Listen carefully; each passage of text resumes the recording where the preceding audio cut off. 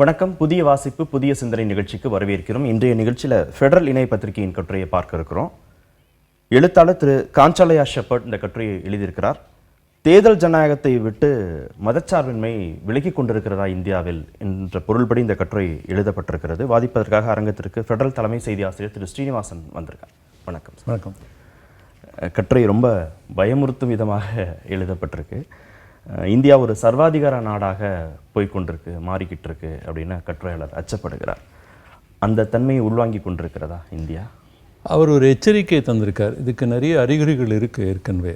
நீங்கள் அவர் என்ன சொல்ல பார்க்குறாருன்னா, முற்றிலுமாக அந்த கட்டுரையில் எல்லா விஷயமே எனக்கு ஒரு ஈடுபாடு இல்லை. ஆனால் அவர் என்ன சொல்ல வர்றாருன்னா, இந்த மாதிரி ஒரு போக்கு இப்போ போகிறது இந்த அரசியல், இது ஒரு நல்லிணக்கத்தை நோக்கி போகக்கூட அரசியல் இல்லை. அது நம்ம நம்மளுடைய அரசியல் அதனுடைய ஃபவுண்டேஷனே செக்குலரிசம்ங்கிறது தான். மத நல்லிணக்கம்ங்கிறது அதில் இருக்குது. அதை இப்போது சீர்குலைக்கிறாங்கங்கிறது தான் அவர் சொல்ல வர்றார்.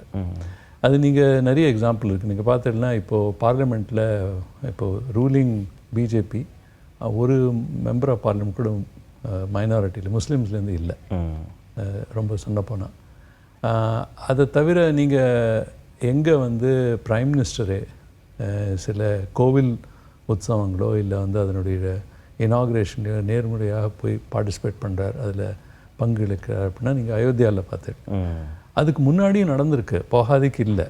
பல ப்ரைம் மினிஸ்டர்லாம் போயிருக்காங்க. ஆனால் இந்த மாதிரியே ஒரு ஸ்டேட்டுங்கிறது, ஒரு அரசுங்கிறது முழுமையாக அதில் பங்களிக்கிறதுங்கிறது ஒரு வித்தியாசமான விஷயம். மூணாவது அவர் என்ன சொல்ல வருகிறார்னா, எங்கே ப்ராப்ளம் வருதுன்னா, நம்ம தேசத்தினுடைய செக்குலரிசம்ங்கிறது மத சார்பற்ற அரசியலுங்கிறதுனுடைய ஒரு டெஃபினேஷன் மற்ற தேசத்தோட டிஃப்ரெண்ட்டாக இருக்குது. இப்போ நீங்கள் ஐரோப்பா இல்லை அந்த வெஸ்டர்ன் மேற்கத்திய நாடுகள்லாம் பார்த்துட்டுலாம் அங்கே வேறு விதமான அங்கே சர்ச் அண்ட் ஸ்டேட் என்ன சொல்லுவாங்கன்னா, அரசும் மதமும் இதை தனித்தனியாக வச்சுருக்கணும். இங்கே நம்ம தேசத்தில் அப்படி இல்லை. இங்கே நம்ம கலாச்சாரம், மதம், அரசியல் அது தான் வேலையை பண்ணும். ஆனால் அரசு நடைமுறையில் தனிப்பட்ட முறையில் மதம் வரக்கூடாதுங்கிறது தான் ஒரு விஷயம். நீங்கள் மதத்தை உங்கள் என்ன மதமோ நீங்கள் அதை ப்ராக்டிஸ் பண்ணலாம். ஆனால் இப்போ நீங்கள் ஃப்ரான்ஸில் பார்த்தீங்கன்னா அப்படி கிடையாது. அங்கே இருக்கிற பஸ் டிரைவர்ஸ், இப்போ பேருந்தினுடைய ஓட்டுநர்களுக்கு என்னென்னா, அதுவும் ஸ்கூல் பஸ் இருந்தால் நீங்கள் இந்த மாதிரி எந்த அடையாளமும் போட்டக்கூடாது அப்படின்னு இருக்குது. இது செக்குலரிசம்லேயே வேறு விதமாக இருக்குது. ஒரு அழுத்தம் கொடுக்குற ஒரு இது. இப்போ நீங்கள் பார்த்தீங்கன்னா நம்ம தேசத்தில் அப்படி இல்லை.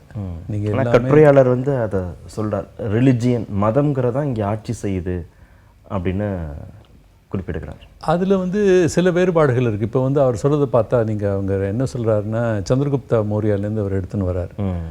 சந்திரகுப்த மௌரியா ராஜாவாக இருந்தார். அவர் மௌரியாங்கிறதுனால அவர் பிற்படுத்தின இதுலேருந்து சமூகத்துலேருந்து வந்தார். ஆனால் சாணக்கியாங்கிறவர் அவர் ஒரு பிராமணர். அவர் தான் அவர் பின்னிலேருந்து இயக்கினார் அப்படின்னு சொல்கிறார். ஆனால் அப்படியே அதே எக்ஸாம்பிள் இப்போ ஆர்எஸ்எஸ்க்கும் பிரைம் மினிஸ்டருக்கும் தர பார்க்குறோம், மோகன் பாகவத்துக்கும். ஆனால் நிஜத்தை இப்போ பார்த்துட்டுனா மோடி ஓபிசியாக இருந்தாலும் இயக்குவது மோகன் பாகவத் அப்படின்னு சொல்கிறார வர்றார். ஆனால் இப்போது அந்த நிலைமை இல்லை. இப்போ நீங்கள் பார்த்தீங்கன்னா யாருடைய கை ஓங்கி இருக்குன்னா, மோடி பிரைம் மினிஸ்டர் மோடி கை தான் ஓங்கி இருக்கு. இப்போ ஆர்எஸ்எஸ் அந்த நிலைமையில் இல்லை. ஆர்எஸ்எஸ் பின்னாடியிலேருந்து அதுக்கு ஒரு விதமான ஒரு இது தருது. ஆனால் ஆட்சியில் இருக்கிறதும் இந்த 2020 முழு கதையும் பார்த்துடலாம். ஏன்னா நம்ம வருஷத்தினுடைய கடைசி இதில் இருக்கோம், மாதத்தில் இருக்கோம். 2022 எப்படி ஆட்சி ஆரம்பிச்சது, இப்போ எப்படி நடக்கிறது நீங்கள் பார்த்துட்டுனா, அரசு முற்றிலுமாக அதுவும் அந்த நம்ம பிரைம் மினிஸ்டர் டோட்டல் கண்ட்ரோலில் இருக்கிறார். ஆர்எஸ்எஸ்க்கு அந்த வாய்ஸ் கிடையாது. ஆனால் ஒரு இடத்துல கடந்த 11 ஆண்டுகளாக அப்படின்னும் கட்டுரையாளர் குறிப்பிடுகிறார், மோகன் பகவத்தை குறிப்பிடுகிறார். ஆர்எஸ்எஸ் ஆட்சி அதிகாரத்தில் தலையிட்ட பிறகு தான் இந்த சிக்கல்கள்லாம் வந்துச்சு அப்படிங்கிறதையும் அவர் மேற்கோள் காட்டுறார் கட்டுரையாளர். ஆமாம், அவர் சொல்கிறார். ஆனால் ஆர்எஸ்எஸ்ங்கிறது இந்த ஆட்சியிலேருந்து இல்லை, எப்போவுமே அவங்க கொள்கை தான் எப்போவுமே அவங்களுக்கு முக்கியம். நீங்கள் இதுக்கு முன்னாடி பார்த்தீங்கன்னா 1980 அந்த டயத்தில் என்ன நடந்ததோ, கலவரம் அதெல்லாம் நடந்தது. சீக்கியர்களை எடுத்துகிட்டு ஒரு பெரிய கேள்வி வந்தது. அதுக்கப்புறமும் இந்திரா காந்தியோட நடந்தது. எப்போல்லாம் இந்த மாதிரியே அவங்களுக்கு ஹிந்துயிசம் ஏதாவது ஒரு இதில் இருக்குன்னா அவங்க வந்து ஓட் போடுறாங்க, வராங்க. அவங்க அப்போ வந்து அவங்க கொள்கை அளவில் தான் பார்க்குறாங்க, அவங்க வந்து கட்சி அளவில் பார்க்குறதில்ல. அதை அவங்க பண்ணுறாங்க. இப்போது என்ன ஆகிடுதுன்னா அவங்க கொள்கையும் கட்சி சார்ந்த அரசியலும் ஒரே நோக்கத்தில் போயிட்டுருக்கு. அதனால் அவங்களுக்கு ரொம்ப சாதகமாக இருக்குது. அதனுடைய எல்லா அட்வான்டேஜும் இந்த ஆட்சி அதை வந்து என்ஜாய் பண்ணுறது. மொழி அடிப்படையிலான ஆதிக்கம்ங்கிறதையும் கற்றையாளர் ஒரு இடத்துல சொல்லுவாங்க.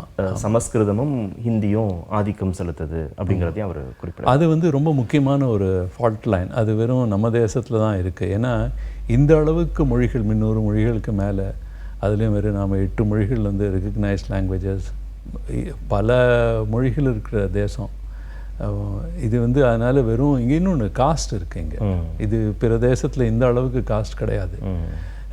நீங்கள் வந்து முகலாயர் காலத்துலேருந்து எடுத்துன்னு பார்த்தா கூட அவங்க வந்து ஒரு அளவு மத நல்லிணக்கத்தை நோக்கி பண்ணாங்க. நீங்கள் அக்பர் பார்த்தீங்கன்னா அவர் அதெல்லாம் ட்ரை பண்ணார். ஆனால் அவங்க வந்து காஸ்ட்டுன்னு வரைச்சி அதை தொடலை, அதை மாத்திரம் விட்டாங்க. ஏன்னா அதனுடைய அந்த ஸ்ட்ரக்சர் இருக்கு இல்லையா, அதை மாத்திரம் கம்ப்ளீட்லி அதை தான் வரலாறு சொல்லுது. சரி நிறைய. அதனால இங்கே வந்து 3 விதமான காம்ப்ளெக்சிட்டி இருக்குது.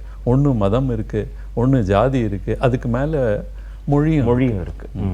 அதனால் இங்கே வந்து அதை இன்னும் கொஞ்சம் இதெல்லாம் தாண்டி 75 வருஷமாக இந்த தேசத்தில் ஒரு ஜனநாயகம் இருக்குன்னு அதுவே வந்து ஒரு பெரிய விஷயந்தான். அது சீர்குலைந்துடுமோ அப்படிங்கிற அச்சம் தான் அதை தெரிவிக்கிறாங்க. பாகிஸ்தான் மாதிரி இந்தியா மாறுவதற்கான வாய்ப்பு இருக்குன்னு ஒரு இடத்துல குறிப்பிடுகிறார். அமெரிக்கா மாதிரி மாறுவதற்கான வாய்ப்பு இருக்குது அப்படின்னு ஒரு இடத்துல குறிப்பிடுகிறார். அந்த எக்ஸ்ட்ரீம் எண்டுக்கு இந்தியா நகர்வதற்கான வாய்ப்புகள் இருக்கு. எனக்கு அப்படி தோணலை. ஏன்னா நீங்கள் இந்த தேசம் வந்தபோதே என்ன சொன்னாங்கன்னா, இது ஒரு பாஸ்கெட் கேஸ். அப்படின்னா என்னென்னா, இந்த தேசம் இது வந்து சர்வைவ் பண்ணுமா, இது நீண்ட காலம் இதுக்கு வந்து ஒரு இது இருக்கா, எதிர்காலம் இருக்காங்கிறது ஒரு பெரிய கேள்விக்குறியாக இருந்தது. அங்கேருந்து இவ்வளோதும் வந்திருக்கோம் நாம். ஒரு இப்போ கூட உலகத்தில் எல்லாத்தோட மிகப்பெரிய ஜனநாயகம் நம்ம தேசம்தான்.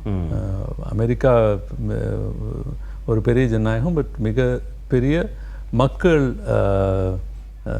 இதோட இருந்த ஜனநாயகம். மக்கள் தொகை பார்த்தீங்கன்னா நாம் தான் இப்போ எல்லாத்தோட அதிகம் உலகத்திலே. இது மாதிரி வேற ஒரு தேசமும் இல்லை. அப்புறம் இவ்வளோ ப்ராப்ளம் இருக்குச்சு, இவ்வளோ பன்முகத்தன்மையோட சர்வை பண்ணுறதுனால. ஆனால் அதற்காக வந்து நாம் ரொம்ப இதுவாகிடக்கூடாது. அறிகுறிகள் நான் சொன்ன மாதிரியே சில அறிகுறிகள் சரியாக இல்லை, அது வந்து ஒத்துண்டாகணும். அதை எப்படி சரி பார்க்கணும், சீர்திருத்தணுங்கிறது தான் ஒரு பெரிய விஷயம். அதை கண்காணித்து தான் ஆகணும். அதை சொல்கிறது அவர் வந்து அது சரியான விஷயம் அப்படின்னு. 1949 இந்திய அரசியலமைப்பு சட்டத்தில் மதச்சார்பின்மையை இந்தியா உள்வாங்கி பயணத்தை தொடங்கியது. அந்த நெடும் பயணத்தில் பெரும் பின்னடைவை சந்தித்திருக்கு அப்படின்னு குறிப்பிடுகிறார் இப்போதைய காலகட்டத்தை சுட்டி காட்டி. ஓரளவுக்கு நான் அதை வந்து அது சரின்னு சொல்லுவேன். ஏன்னா 1949 போது அவங்க ரொம்ப ஒரு ஐடியலாக யோஜனை பண்ணாங்க. ஏன்னா அதுலேயே அவர் குறிப்பிட்டிருக்கார், நேரு, காந்தி, சர்தார் பட்டேல் எல்லாருமே வந்து ஒரு வெஸ்டர்ன் எஜுகேஷன், மேற்கேற்ற ஒரு பாட புஸ்தகங்கள், அங்கே இருக்கிற கலாச்சாரம் அதெல்லாம் புரிஞ்சுட்டு தான் இங்கே வந்தாங்க. அப்புறம் இந்த தேசத்தினுடைய ஒரு தன்மையை புரிஞ்சுட்டு இது எந்த மாதிரி இருக்கணுங்கிறது அது ஒரு கான்ஸ்டியூஷன் அந்த மாதிரி கட்டமைப்பு ஓடினாங்க. அதை நோக்கி தான் நம்ம பண்ணியிருக்கோம். ஆனால் இப்போ வந்து இப்போ நீங்கள் பார்த்துடலாம் பாருங்களேன். இப்போ இந்த சிட்டிசன்ஷிப் இஷ்யூவே பாருங்களேன். ஒரு தேசத்தில் ஒரு குடிமகனுக்கு அவன் வந்து அவர் வந்து அந்த தேசத்தினுடைய குடிமகனா இல்லையாங்கிறது பேசிஸ் எதுவாக இருக்கணும். அது வந்து மதமாக இருந்ததுன்னா அது கொஞ்சம் சிக்கல் தான். சில அதை நோக்கி நாம் சில வந்து இது பார்லிமெண்ட் அதை பற்றி பேச்சு நடக்கிறது, ஒரு லா கொண்டு வராங்க. இதெல்லாம் வந்து கொஞ்சம் வந்து கவலைக்குரிய விஷயம். அதுக்கான சமிகைகளாக தெரியுது, அதெல்லாம் தெரியுது. ஆனால் அதுக்கு வந்து எதிர்கட்சிகள் அதை, அப்புறம் இந்த மாதிரி கட்டுரையாளர்கள், இன்டலெக்சுவல் அவங்கெல்லாம் இதை வந்து சொல்லணும். நன்றி நிகழ்ச்சியில் பங்கேற்றதற்கு. நன்றி. புதிய வாசிப்பு புதிய சிந்தனை நிறைவு பெற்றது.